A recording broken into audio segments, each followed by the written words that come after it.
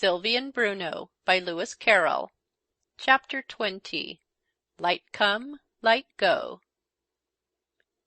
Lady Muriel's smile of welcome could not quite conceal the look of surprise with which she regarded my new companions. I presented them in due form. "This is Sylvie, Lady Muriel, and this is Bruno." "Any surname?" she inquired, her eyes twinkling with fun. "No," I said gravely, "no surname." She laughed, evidently thinking I said it in fun, and stooped to kiss the children a salute to which Bruno submitted with reluctance. Sylvie returned it with interest. While she and Arthur, who had arrived before me, supplied the children with tea and cake, I tried to engage the Earl in conversation. But he was restless and distrait, and we made little progress. At last, by a sudden question, he betrayed the cause of his disquiet. "Would you let me look at those flowers you have in your hand?" "Willingly," I said, handing him the bouquet. Botany was, I knew, a favourite study of his, and these flowers were to me so entirely new and mysterious that I was really curious to see what a botanist would say of them. They did not diminish his disquiet. On the contrary, he became every moment more excited as he turned them over. "These are all from Central India," he said, laying aside part of the bouquet. "They are rare even there, and I have never seen them in any other part of the world. These two are Mexican. This one—" He rose hastily and carried it to the window to examine it in a better light, the flush of excitement mounting to his very forehead. "I am nearly sure, but I have a book of Indian botany here." He took a volume from the bookshelves and turned the leaves with trembling fingers. "Yes. Compare it with this picture. It is the exact duplicate. This is the flower of the upas tree, which usually grows only in the depths of the forests, and the flower fades so quickly after being plucked that it is scarcely possible to keep its former color even so far as the outskirts of the forest. Yet this is in full bloom. Where did you get these flowers?" he added with breathless eagerness. I glanced at Sylvie, who gravely and silently laid her finger on her lips, then beckoned to Bruno to follow her, and ran out into the garden, and I found myself in the position of a defendant whose two most important witnesses have been suddenly taken away. "Let me give you the flowers," I stammered out at last, quite at my wit's end as to how to get out of the difficulty. "You know much more about them than I do." "I accept them most gratefully. But you have not yet told me," the Earl was beginning, when we were interrupted, to my great relief, by the arrival of Eric Lindon. To Arthur, however, the newcomer was, I saw clearly, anything but welcome. His face clouded over. He drew a little back from the circle, and took no further part in the conversation, which was wholly maintained for some minutes by Lady Muriel and her lively cousin, who were discussing some new music that had just arrived from London. "Do just try this one," he pleaded. "The music looks easy to sing at sight, and the song's quite appropriate to the occasion." "Then I suppose it's 5 o'clock tea, ever to thee, faithful I'll be, 5 o'clock tea," laughed Lady Muriel as she sat down to the piano and lightly struck a few random chords. "Not quite.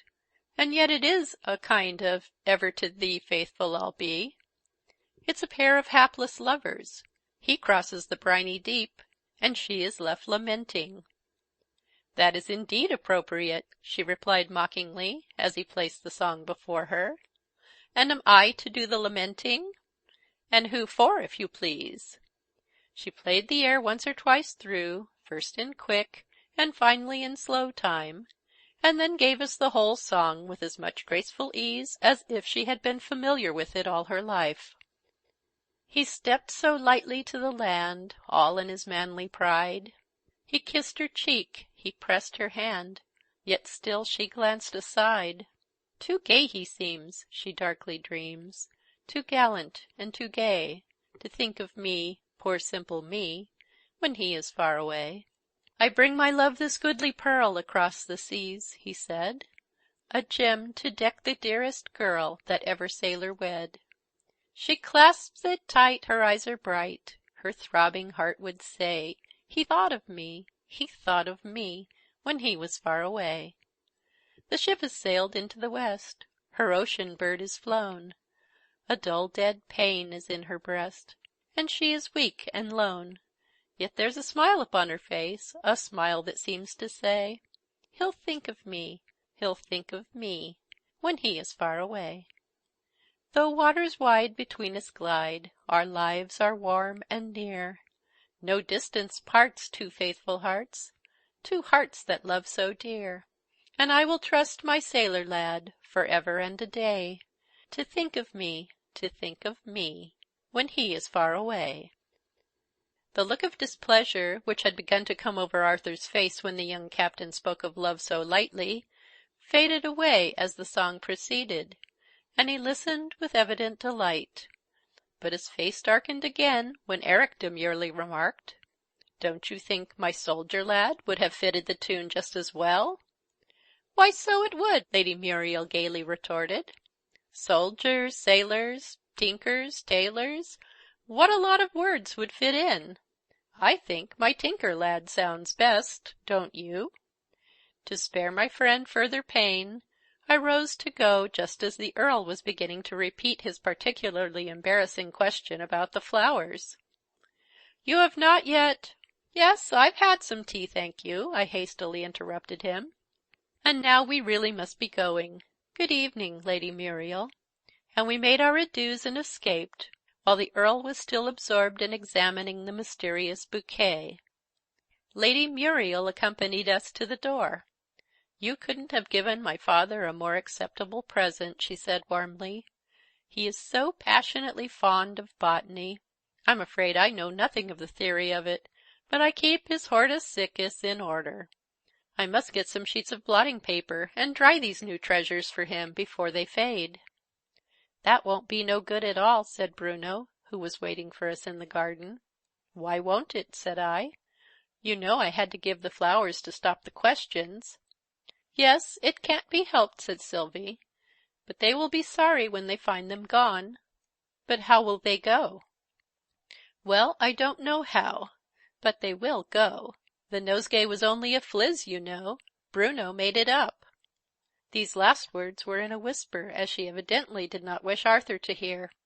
But of this there seemed to be little risk.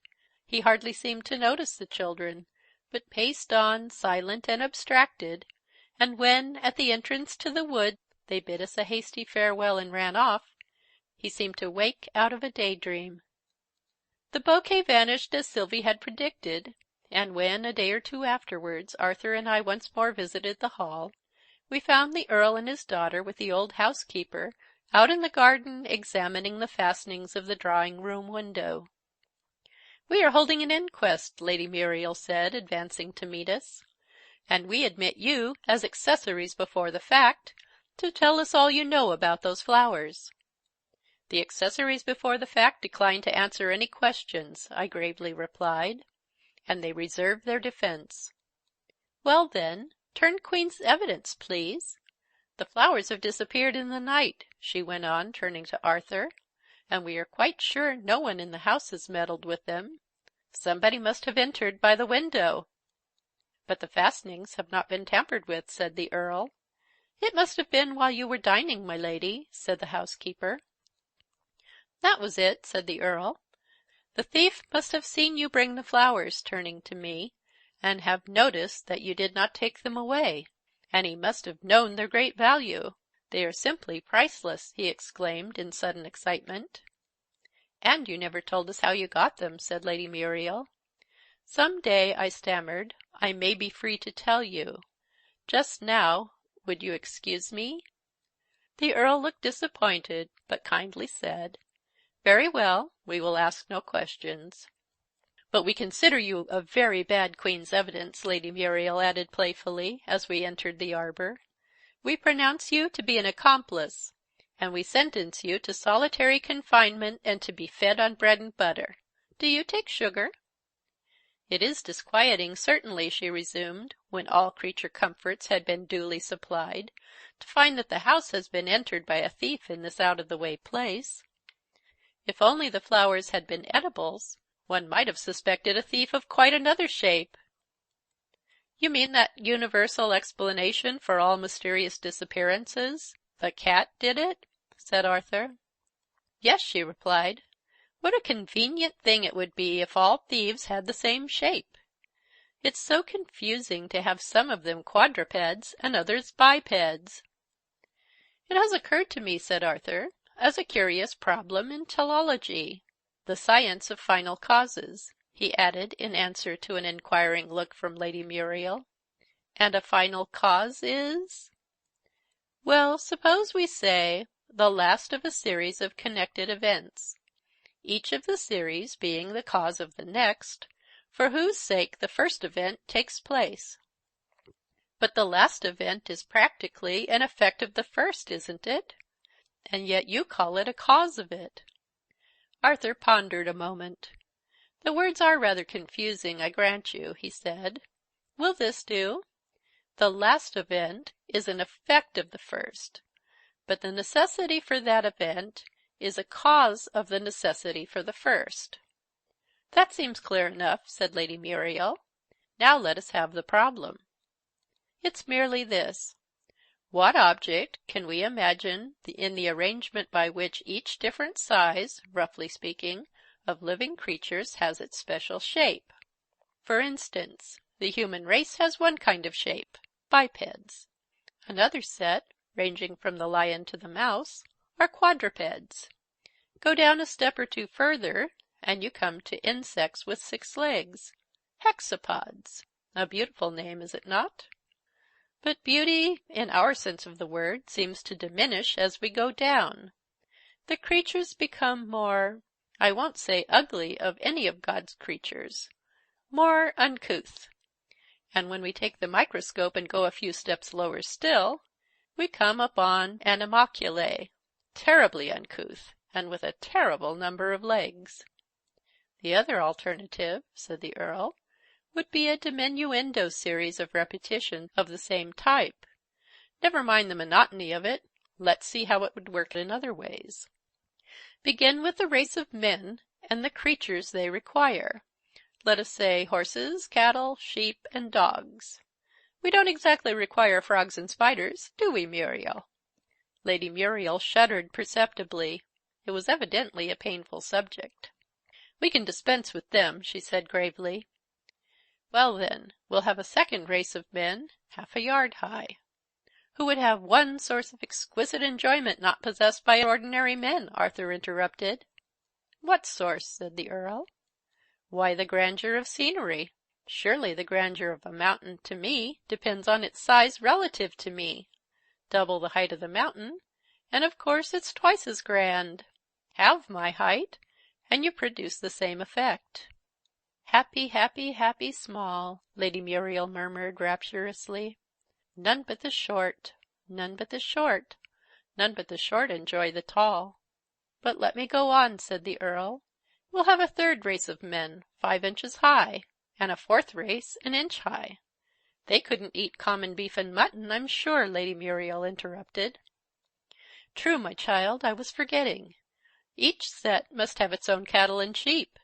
"And its own vegetation," I added. "What could a cow an inch high do with grass that waved far above its head?" "That is true. We must have a pasture within a pasture, so to speak. The common grass would serve our inch-high cows as a green forest of palms, while round the root of each tall stem would stretch a tiny carpet of microscopic grass. Yes, I think our scheme will work fairly well, and it would be very interesting coming into contact with the races below us. What sweet little things inch-high bulldogs would be! I doubt if even Muriel would run away from one of them." "Don't you think we ought to have a crescendo series as well?" said Lady Muriel. "Only fancy being 100 yards high! One could use an elephant as a paperweight, and a crocodile as a pair of scissors."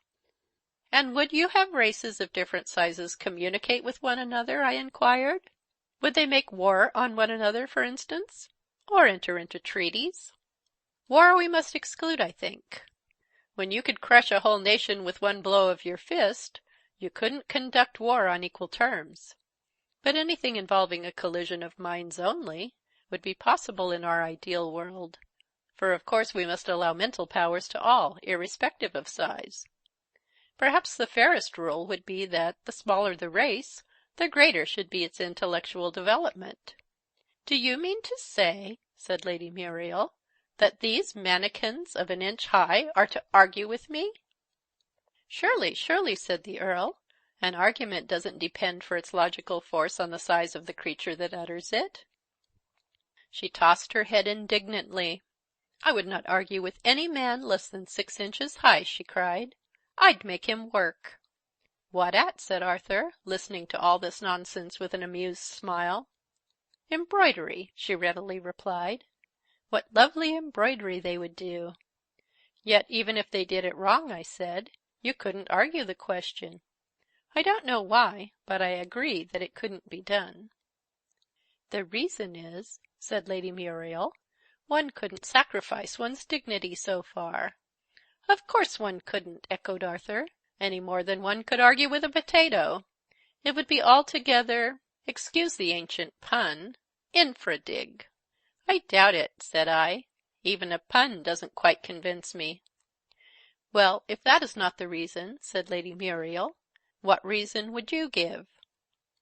I tried hard to understand the meaning of this question, but the persistent humming of the bees confused me, and there was a drowsiness in the air that made every thought stop and go to sleep before it had got well thought out. So all I could say was, "That must depend on the weight of the potato." I felt the remark was not so sensible as I should have liked it to be, but Lady Muriel seemed to take it quite as a matter of course. "In that case," she began, but suddenly started, and turned away to listen. "Don't you hear him?" she said. "He's crying. We must go to him somehow." And I said to myself, "That's very strange. I quite thought it was Lady Muriel talking to me. Why, it's Sylvie all the while." And I made another great effort to say something that should have some meaning in it. "Is it about the potato?" End of Chapter 20. Light come, light go. Recording by Patty Cunningham.